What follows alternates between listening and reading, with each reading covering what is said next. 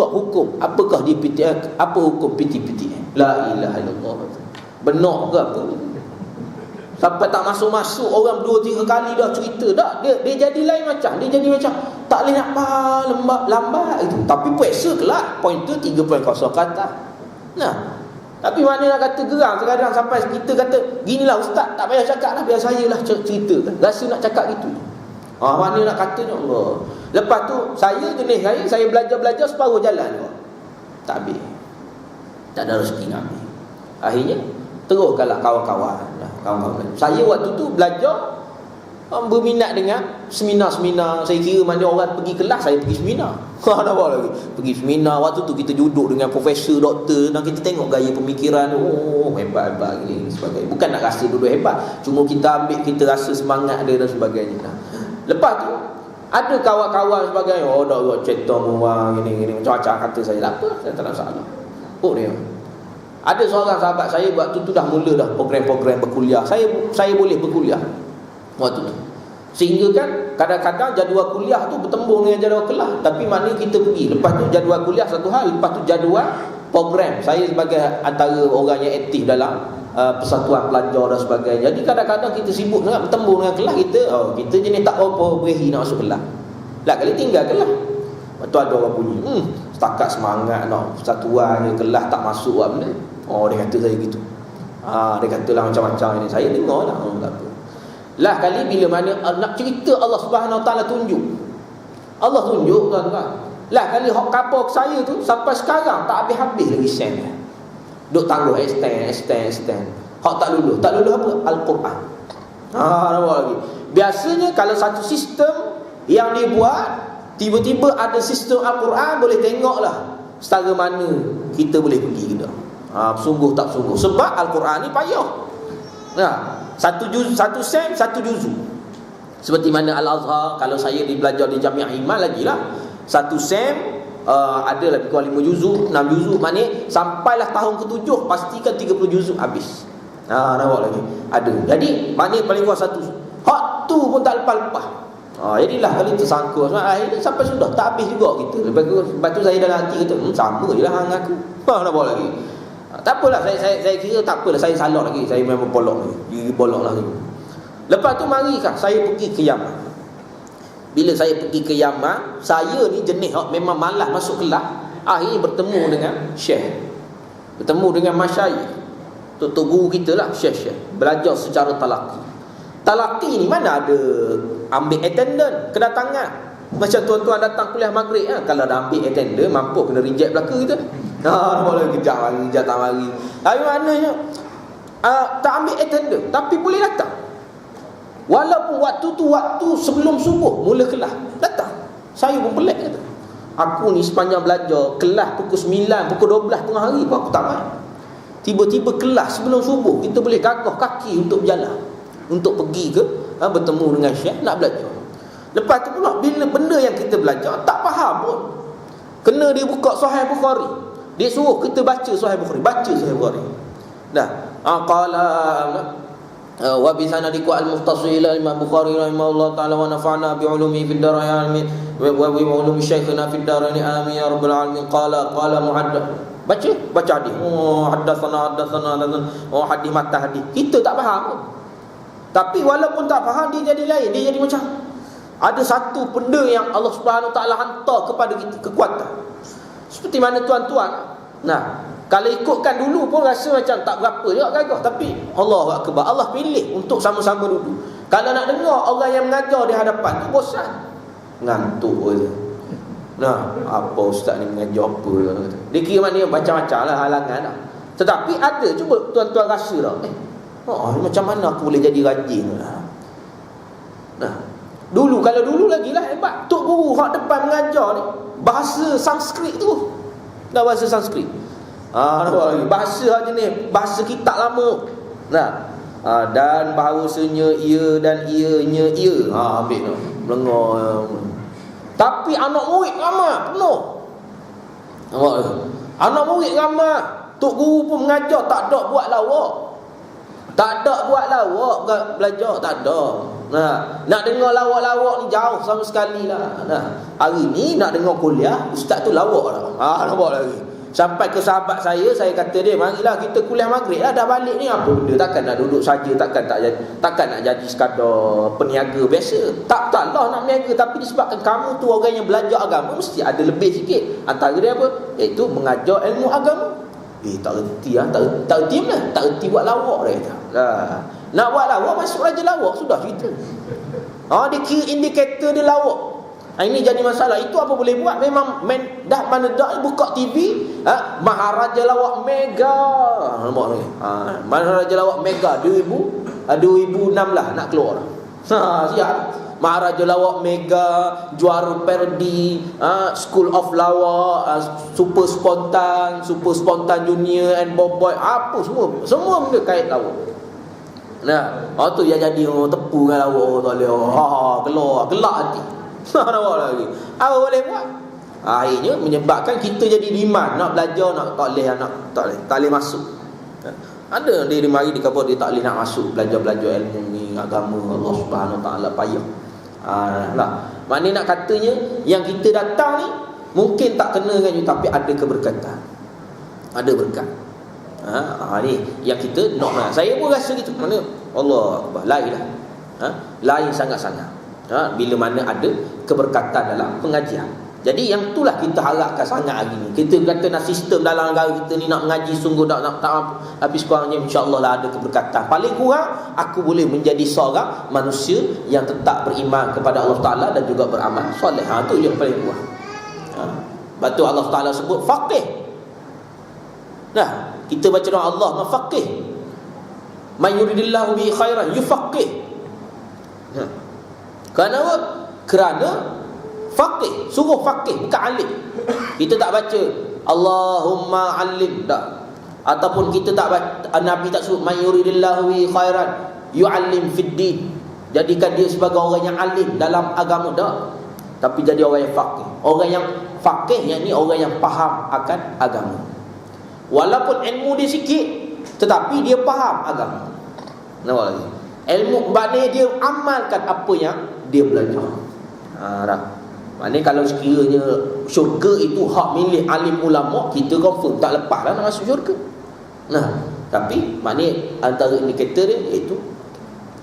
Sebab itulah kita dalam bab belajar sistem yang ada, dia kira dalam Islam tak, dia kira faqih. Dia kira maknanya akhlak comel. Dia belajar, dia boleh disiplin, dia boleh hormat guru. Yang itulah menyebabkan tok guru dia dalam ramai-ramai pelajar, tiba-tiba tok guru kata, nanti hujung minggu ni hang tolong ganti aku mengajar. Itu biasa tok guru dulu. Alim ulama dahulu, Imam Bukhari dan sebagainya, dia tak marilah tiba-tiba dia mari-mari sedak dia je, masuk rancangan PU ke Imam Muda ke dah. Jadi dah dia diiktiraf oleh tok guru dia sendiri. Maknanya dia mengajar, dia tengok tok guru duk perhati seorang-seorang. Lepas tu dia ngajar-ngajar, dalam anak murid dia semua habis kitab lah ke, sama-sama habis kitab, cuma dia tengok perangai seorang-seorang macam mana bersama dengan kawan dan sebagainya. Nampak? Itu antara ukuran-ukuran yang dibuat oleh para ahli ulama dahulu secara orang yang diajar. Sebab tu kita bukan kira AB tu antara suku lah, tapi persen yang besarnya sudah pasti kita nak akhlak comel, akhlak yang cantik. Jadi apa yang saya nak sebut tadi iaitu tak boleh, tapi bolehlah kita tambahkan sedikit ilmu dengan pengajian-pengajian yang ada dalam televisyen, pengajian-pengajian tambahan, seminar pun tak menjamin apa-apa. Seminar pun tak menyebabkan jadi alim tu pun. Sudah pergi seminar hadis sahih Bukhari, bukan jadi alim sahih Bukhari lalu dah, tetapi dia menjadi satu pembuka, kunci kepada kita untuk terus kita belajar berkenaan dengan ilmu-ilmu yang fokus waktu seminar dan sebagainya. Daurah-daurah ke dan sebagainya, banyak program-program, jadi boleh kita tambah. Jadi baru ni sempatlah saya duk tengok rancangan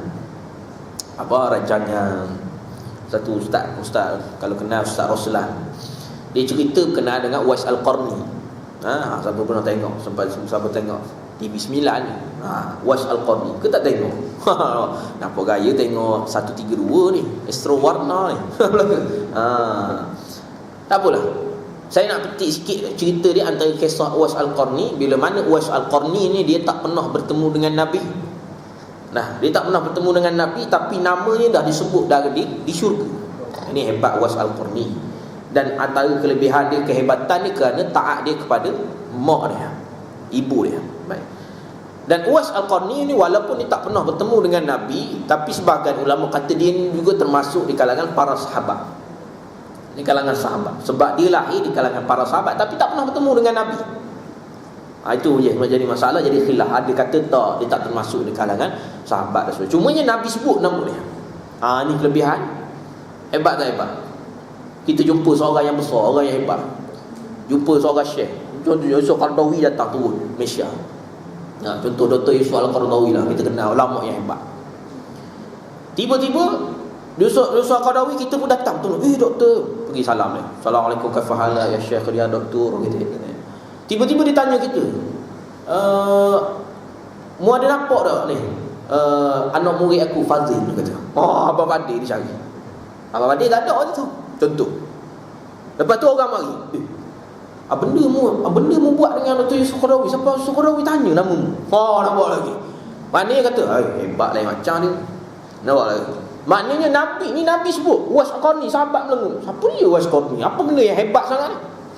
Sampai ke Nabi janji sekian sampai tahap Abu Bakar, Sayyidina Umar duk tunggu Uwais Al-Qarni, cari Uwais Al-Qarni. Sebab apa? Sebab hebat. Begitulah dengan orang lain. Ada Nabi cerita maknanya dia ni akan masuk syurga sekian-sekian. Sahabat bila dengar kata, apa benda yang hebat sangat dia? Sahabat pergi cari tengok intan, amalan apa yang dia buat. Sampai tahap jadi tetamu. Minta maaf, saya nak jadi tetamu kejap, boleh? 2 hari duduk. Dia duduk tengok orang tu, buat benda lah. Benda yang hebat sangat sampai Nabi kata dia ni masuk syurga tu. Lah kali duduk puas hati, kata lah kali tak puas hati, tanya. Nampak lagi. Maknanya apa benda amalan sampai tahap Nabi dah jamin, maknanya sebut awal-awal lah. Mu ni masuk syurga. Nampak? Mana kata hebat lah. Bila mana dah disebutkan masuk syurga. Macam kita umat Nabi Muhammad akhir zaman pun hebat juga. Siapa kata kita tak hebat? Hak ada hari ni. Kita ni tuan-tuan sekalian di hadapan saya ni hebat. Sebab Nabi kata dah, aku rindu pada sahabat aku. Nampak lagi. Ni hadis biasa. Yang biasa kita dengar, aku rindu pada sahabat aku. Dah tu, bukan ke kami ni sahabat kamu? Dah, aku rindu pada sahabat aku yang tak pernah tengok aku tapi diingat aku. Siapa dia? Umat akhir zaman kita hari ni. Walaupun tak pernah tengok Nabi, tapi kita sentiasa duk berselawat ke atas Nabi SAW dan juga menegakkan apa yang Nabi suruh perintah kepada kita. Hebatlah kita. Nampak lagi. Lepas tu kena bangga jadi umat Nabi Muhammad SAW sebab Nabi sebutlah kita. Memanglah Nabi tak sebut nama kita, tapi kita ni termasuk di kalangan orang yang hebat sebab Nabi sebut. Jadi antara orang yang hebatnya Uwais Al-Qarni. Uwais Al-Qarni ni dia punya nak rasa, dia bila mana dia dengar peristiwa Nabi berperang di perang Uhud menyebabkan Nabi tercabut gigi dia. Nabi tercabut gigi 2 batang sampai terobek pipinya berdarah, luka dan sebagainya. Bila Uwais Al-Qarni dapat tahu Nabi sampai cabut gigi, Uwais Al-Qarni cabut gigi dia sendiri. Patahkan gigi dia sendiri. Sebab apa? Sebab nak bagi rasa macam mana periknya kesusahan Nabi SAW. Nampak lagi. Beza kan iman kita dengan para sahabat. Kita dengar sakit kau lari kita. Nabi SAW berjihad sampai luka. Jihad sampai luka. Apa lah, tak payah jihad. Lari awal kita. Ini nak katanya bila mana kita dengar peristiwa-peristiwa ni menyebabkan kita jadi marah lah. Peristiwa Bani Nadir dan sebagainya. Dan termasuklah juga peristiwa-peristiwa yang besar dalam bulan Rabiul Akhir. Habis kita peristiwa Rabiul Akhir lah, lepas tengah lah. Masuk Isyak lah. Rabiul Akhir antara peristiwa yang besar lagi iaitu peristiwa fitnah Aisyah. Bila mana golongan munafik memfitnah Aisyah radhiyallahu ta'ala anha berzina dengan Safwan bin Attal. Bila mana Aisyah ni tertinggal dalam rombongan dia, menyebabkan dia ni disorang. Bila disorang dia tak tahu nak pergi mana. Tiba-tiba Safwan bin Attal kebetulan tertinggal juga daripada belakang, datang tengok Aisyah ada sini. Mana tinggal? Aku tertinggal. Sebab aku pergi tandas dan aku pergi buang air gini-gini. Tiba-tiba orang tengok-tengok orang dah tinggal. Jadi macam mana nak buat? Jadi terpaksalah Safwan bin Attal menemani Aisyah. Tapi Aisyah duduk atas unta. Aisyah duduk atas unta. Yang Safwan bin Attal Duduk bawah pegang tu. Jalan. Sampailah di Madinah. Tiba-tiba orang munafik nampak dulu. Dia pun kata, tengok macam mana Safwan bin Attal boleh tiba-tiba dua orang je dengan Aisyah. Nampak lagi. Akhirnya mendatangkan fitnah yang mengatakan bahawa Aisyah telah berzina dengan Safwan bin Attal. Siapa dia fitnah? Orang munafik yang memusuhi Islam. Ini antara peristiwa-peristiwa yang besar yang berlaku pada zaman pada ketika bulan Rabiul Akhir. Dan begitulah juga ada beberapa peperangan yang besar yang berlaku, yang mana kita boleh belajar daripada peristiwa-peristiwa tersebut dalam peperangan, akhlak-akhlak peperangan Nabi SAW dan sebagainya. Dan termasuklah juga peristiwa yang besarnya, iaitu wafatnya Sayyidina Abu Bakar radhiyallahu ta'ala anhu selepas 2 tahun menjadi khalifah Islam. Sayyidina Abu Bakar tak lama, 2 tahun menjadi khalifah Islam. Tapi itulah saya sebut, bila ada keberkatan Allah redha, walaupun 2 tahun, rasa seakan-akan lama dia memerintah. Ini kita rasa dekat 60 tahun memerintah, tapi rasa Allah naya nulis. Nampak lagi nak kabarnya hilang keberkatan. Hilang keberkatan, tak ada keberkatan, rasa rugi.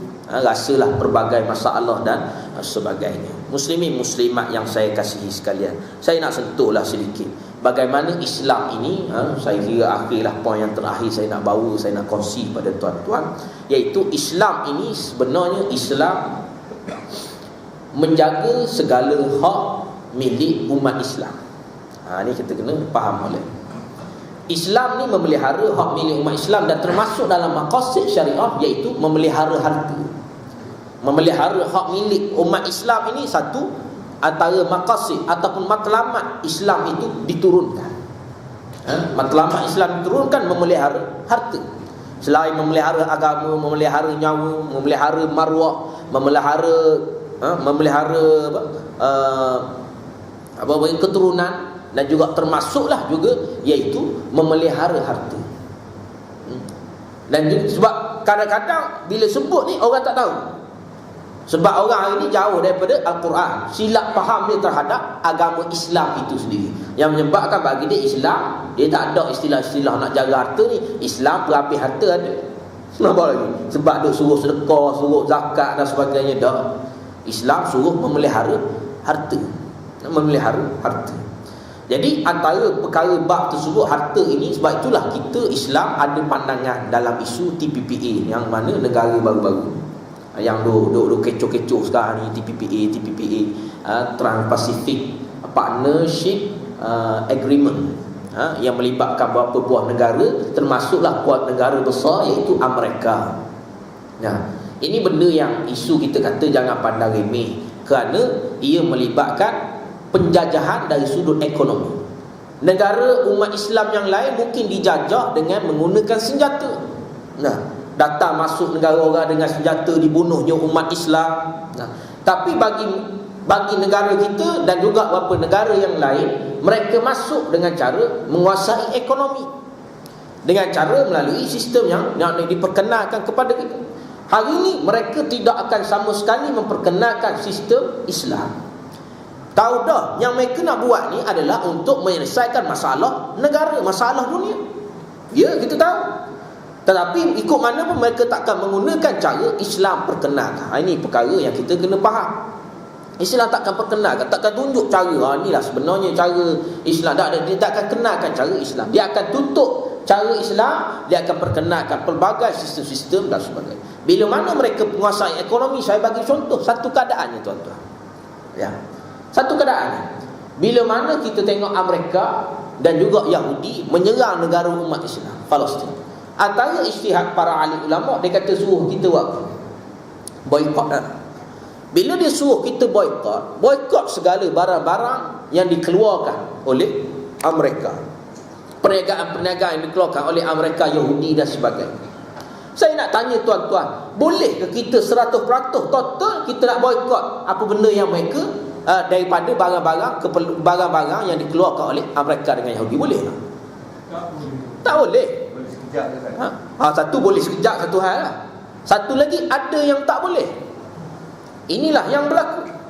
Kerana apa? Kerana kita dah jadi terkepung. Kalau tak guna, nayalah kita. Dia kira gitu. Tapi dalam bab contoh McDonald yang kita duk, sebab itulah hari ni kita duk tekan sangat jangan makan McD. Sebab apa? Macam McD ni sedap lagi nasi kukus lauk ayam tu. Nampak lagi. Mana daripada makan McD, maknanya makan McD ni tak matilah. Tapi barang keperluan lain. Barang keperluan lain, sos ke, barang-barang makanan ke yang kita duk guna pada hari ni. Kemudiannya barang-barang seperti mana sabun-sabun. Banyaknya dikonquer ataupun dikuasai oleh syarikat-syarikat yang besar daripada Amerika dengan Amerika dengan Yahudi. Akhirnya menyebabkan kita hari ni tak boleh nak sambut 100% apa yang disuruh oleh alim ulama. Begitulah kalau di negara Arab, tuan-tuan. Negara Arab ni minum air gas, dia hantu minum air gas. Coca-Cola, Pepsi, bagi mereka tu satu benda yang penting. Jadi hari ni dia duk minum juga air tu. Termasuklah negara besar seperti Arab Saudi, Yaman ke mana, sama lah ke. Pergi negara kedai-kedai Arab pun, kalau jangan sebut dia al-ma'ul gas, jangan sebut gitu. Al-ma'ul gas gas lah, betul. Minta air gas ke. Dah, dia tak terti. Dia tahu air gas ni dia Pepsi tu ya. Pepsi dia sebut. Kalau kita tanya Pepsi, dia jadi mana sampai tahap kat mulut dia kalau sebut air gas Pepsi sampai tahap tu. Maknanya apa-apa hal terkepung yang menyebabkan kita ni boleh sebahagian sahaja yang kita boleh mampu untuk tinggalkan. Sebab tu hari ni alhamdulillah banyak produk-produk Melayu dah sebagai keluar dah. Contoh nak minum Milo, tak payah minum Milo lah, minum ni pun ada. Nak makan Maggi ada pula produk ni. Nak makan ni, nak sabun begini-begini dan sebagainya. Tapi cumanya apa benda yang kita tak boleh nak bersaing, ikut-ikut mana pun tenggelam antara sebab pasaran. Faktor pasaran. Kita tak ada kuasa pasaran yang besar, akhirnya menyebabkan tempat tuan-tuan contoh di bandar-bandar yang besar mungkin kenal dengan produk-produk Melayu tersebut, tapi kalau ceruk-ceruk kampung,